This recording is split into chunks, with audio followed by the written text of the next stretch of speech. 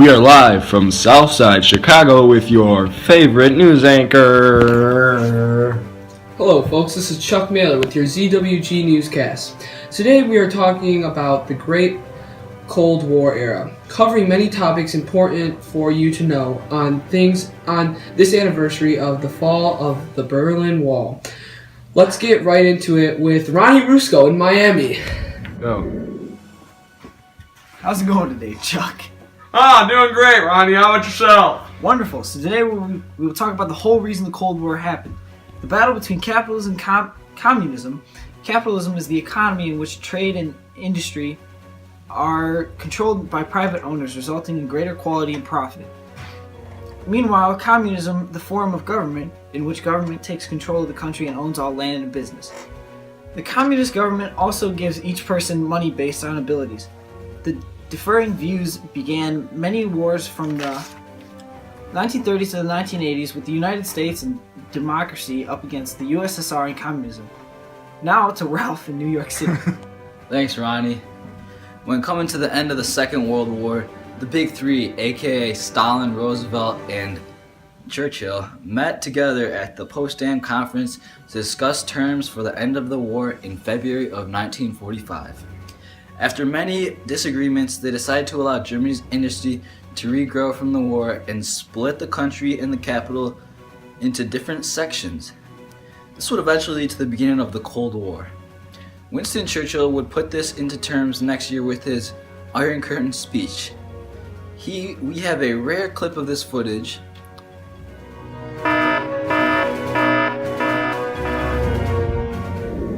This just in, we have rare footage of Winston Churchill's Iron Curtain speech. In the Baltic, to Trieste in the Adriatic, an iron curtain has descended across the continent. Behind that line lie all the capitals of the ancient states of Central and Eastern Europe.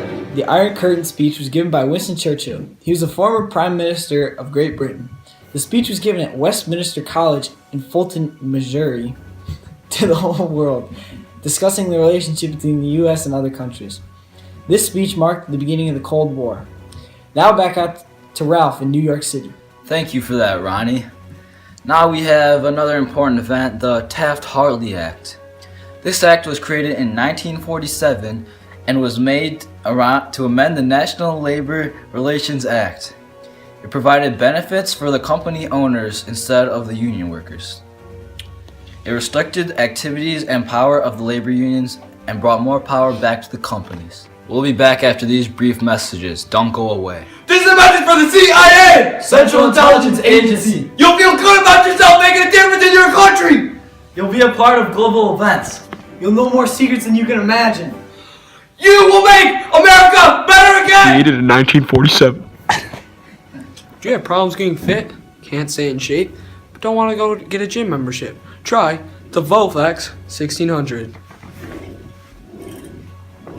State of any type of this machine will not put pressure on your back. Even Joe can get big.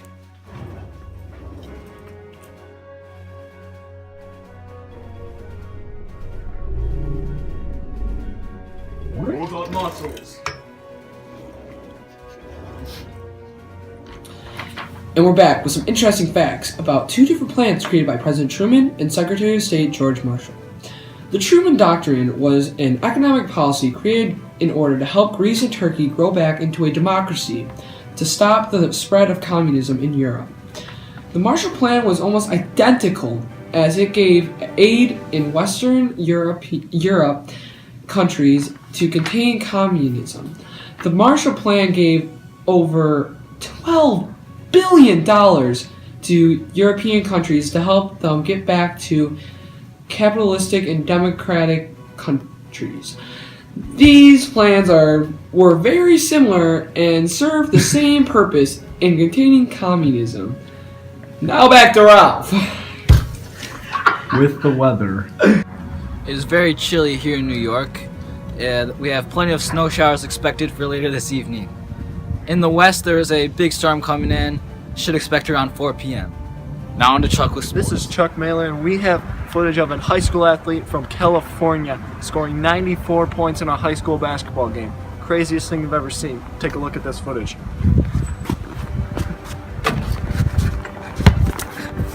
What a great couple of games last night by some stellar athletes. After the plans were set into place, the Soviets blocked Western Berlin from getting supplies from the United States. The United States were then forced to fly planes in to deliver supplies. This was known as the Berlin Airlift. During 1948 to 1949, a cargo plane would land with supplies every 3.5 minutes, with supplies reaching 13,000 tons a day. The Berlin Airlift was very amazing by the United States.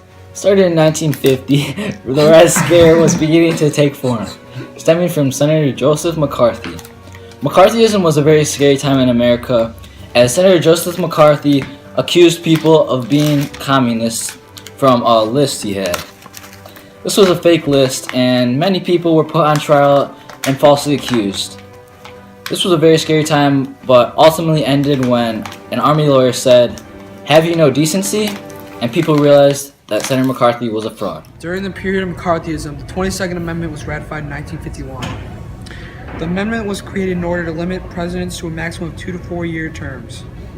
The purpose of the amendment was to not allow another president to serve as long as Franklin Roosevelt for almost 4 4-year terms. Before coming to the Bill of Rights, the 22nd Amendment was traditionally known throughout America. However, this amendment was now set in stone. Lastly, we give the torch to Ralph for the last segment of the day. Thanks, Chuck. Your special guest, Hennis. Thanks, guys. In October of 1962, the United States and Soviet Union had a 13-day standoff. The Cuban Missile Crisis began when the U.S. spy planes found a Soviet missile base in Cuba. Many aggressive tactics were used, especially when the United States quarantined Cuba on October 23rd. Both the Soviets and Americans threatened large-scale invasions and destruction towards the other. The confrontation escalated to the brink of a nuclear war, while President Kennedy was quite possibly a push of a button away from World War III and the end of the war. Thankfully, the Soviets offered to remove Cuban missiles in exchange for the U.S. not to invade Cuba.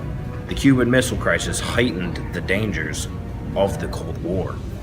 And that will be all. I guess that's all. After some great stories today, we want to thank you for watching and have a wonderful day.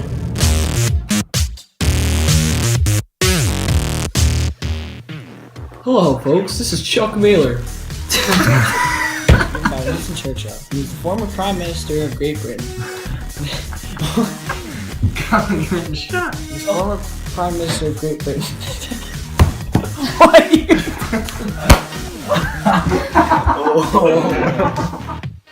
This is the CIA!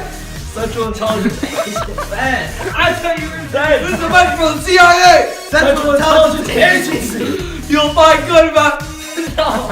Dude. The Red Scare was just beginning to take form, stemming from bed. Whoa, back. Soviets and Americans threatened large-scale invasions and destructions towards the other. Oh my god. Goodness gracious.